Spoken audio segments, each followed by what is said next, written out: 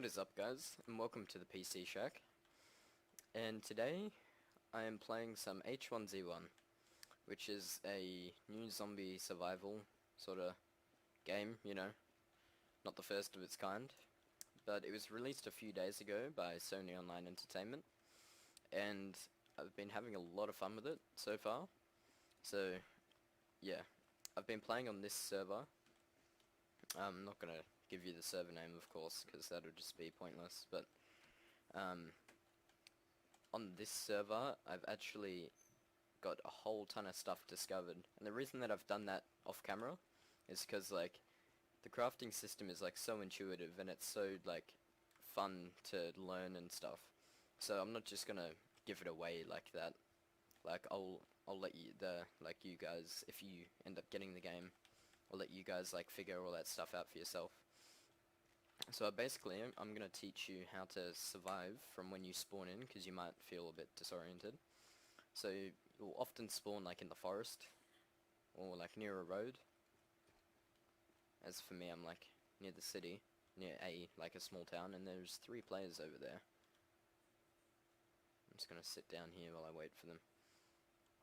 Okay, so pretty much what you want to do when you start off is you're going to unpack your gauze, which is your bandages, because they're not doing you any good in a packet.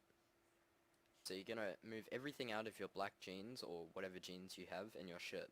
Now this is going to leave both of these empty. And what you're going to do is you're going to shred your chest. It's going to give you 4 cloth. You're going to move the cloth up there, and then shred your jeans as well. And that's going to give you 8 scraps of cloth. Now, with that cloth, you're going to want to go up to one of these bushes that, like, they sort of look like clover leaves on the top, and you're just going to press E on them, and they're going to give you wood sticks, and you can also get them from these ones here, the ones with, like, the sort of white branches. And you're going to drag these 2 into discovery. Now I've already discovered all of this, so, and this is going to give you the makeshift bow recipe. So I'm going to scroll down and make that. Boom. And then to make arrows, you're going to just drag the wood stick into discovery. That's going to give you arrows. So I'm just going to collect a few more sticks here to make some arrows with. Okay, so go down all the way to arrows. Now this is basically the bare essentials of what you need. Okay, so now that you've got your bow and arrow, you're going to need a satchel. You're just going to drag the cloth in there, and that's going to give you the satchel recipe. And if you scroll down to it, a satchel will be craftable, I think, just by default. Actually, yeah, I don't think you even need to drag cloth in. Anyway, so I've now got a satchel backpack, so that's going to give me 300 slots. So I've pretty much traded in my my jeans and my shirt for something that's going to give me more space. After that, your next step would probably be to find a town, find a road that leads to a town. And in my case, I know the map quite well. If you find a town, run up to one of these signs that has a map on it, and look where this red arrow is. So I'm at Bubba's truck stop. So I'm gonna be wanting to head into, like, the nearest big town, which is that way. Oh, I'm getting shot at. Really, man? I'm gonna have to kill this guy. Well, he's not the smartest bandit the world's ever seen. He's down. And now that is an example of why I don't interact with players. Because they just kill on sight whenever they get the chance. Hold on, I'm gonna loot his body. Make sure no one else is around. Now, you can choose to play this game kill on sight. And I've found myself having to because of shit like that happening. Okay, so pretty much you want to be heading into, like, the nearest big town. So in this case it's the Villas development for me. And usually you're going to try set up a base on the outskirts of that town, in the forest somewhere. That's usually the best idea. So You can also bring up a H1Z1 map on the internet, and you can sort of cross-reference them, like, okay, so I'm here, look on the Hizzy map that's on the internet, and then you can sort of see where you are. But yeah, so I'm just going to loot these buildings and then head down to the villa's development. Okay, so when you're running like along the road like this, you generally want to stick like sort of off the road a bit, but like where the road is still visible, because there's usually because of the players, of course, so you are harder to spot, but also because blackberries usually spawn. Blackberry bushes are usually like just off the road, and blackberries are your #1 source of like keeping your energy and hydration up before you've got a campfire set up that you can start cooking real meat on and like getting purified water. So you're just really just going to want to spam E on all of these bushes here, and since they don't have an eat all function in yet, you're just going to have to sit there and eat all these blackberries, and as you'll see, your hydration will and your energy will increase small amounts. Now, since they haven't patched loot yet, and there's going to be very scarce amounts of loot in cabinets, so there's virtually no point in even searching cabinets, which is what I'm doing right now, so I'm going to stop. Okay, so once you've found a town, you generally want to find a hatchet or an axe.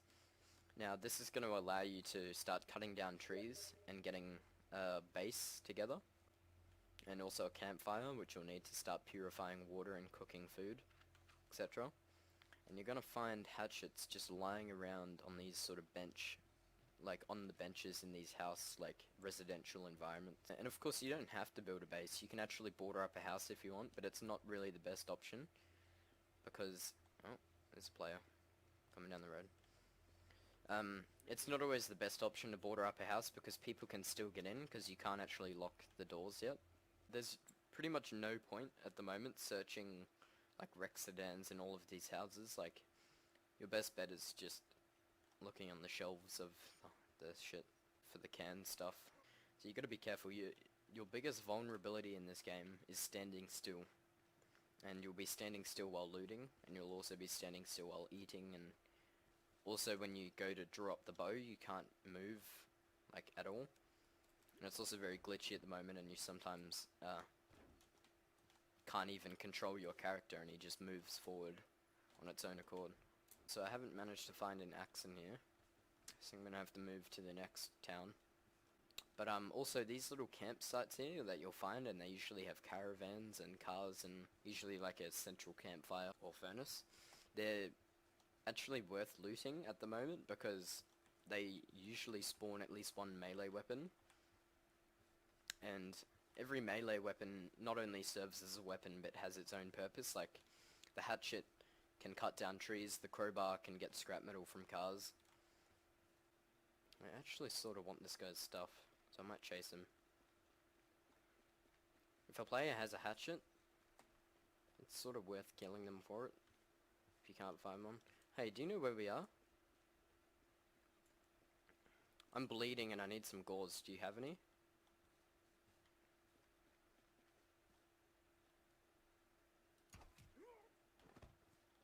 That literally works every single time. Ask them for gauze, and if they have some, they'll generally stand still. And as I said before, standing still is your biggest enemy in this game.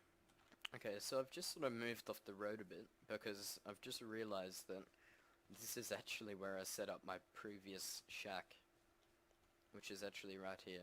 And as you can see, we did quite a bit of work on it. By we, I mean Hunter and I, my friend. And yeah, so we put this sort of thing together. Actually, oh my god, it has a wood axe in it. What are the odds? That's good for me. So I'm gonna probably set up camp here for the night, now that I've got my wood axe. So I'll quickly show you how to do that. So basically, once you've got your axe or your hatchet or whatever, and by the way, you can also craft these if you discover it, which I won't tell you how to do, because that sort of defeats the purpose of it. But what you gotta do is walk up to a tree and just chop it down. And what it's gonna do is it's gonna drop a few logs, which you'll have to pick up, but I'm full at the moment, so I'll quickly drop some of this stuff off and then make a campfire with those logs. Okay, so now that I've got my 2 wood logs, basically all you have to do is go into crafting, and there will be the campfire there by default, and all you're going to do is press craft, place it down. Now, you may be wondering, how do we get it started? Well, to do that, you have to discover the bow drill, and to do that, that requires 1 scrap of cloth, 1 wood stick, and 1 wood plank. So you're going to drag your cloth in, and also once you get the sticks and the planks, that'll give you the option to discover the bow drill, and then you're going to craft it, and I'll show you what it does in a sec. Okay, so after you've crafted the bow drill, all you have to do is go use campfire, and press ignite, right click and press ignite on the bow drill, and that's going to take 15 seconds, and it should light the campfire. If it doesn't, it usually takes like 1 or 2 goes. And there you go, you've got a campfire. And you don't have to use the bow drill. Some other options are getting like a torch. You can also use the flare that you've got, pretty much by just placing it down beside it, and that'll ignite it. And you can also find a lighter in towns. And once the campfire is going, you can put the rabbit meat in, and you can also fill up empty water bottles down at lakes and, you know, when it's raining, and you can purify them. Okay, so a recap of this episode is, once you spawn in, you want to, first of all, get a bow and arrow. You want to collect blackberries and get basic supplies together.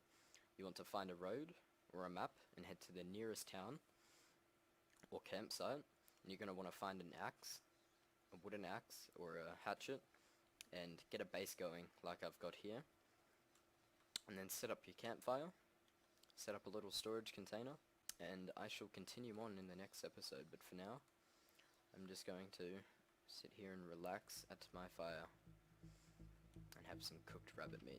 Anyway, if you enjoyed this episode, make sure to leave a like and subscribe, and we'll always appreciate feedback as well if you want to leave a comment, and I'll see you in the next one.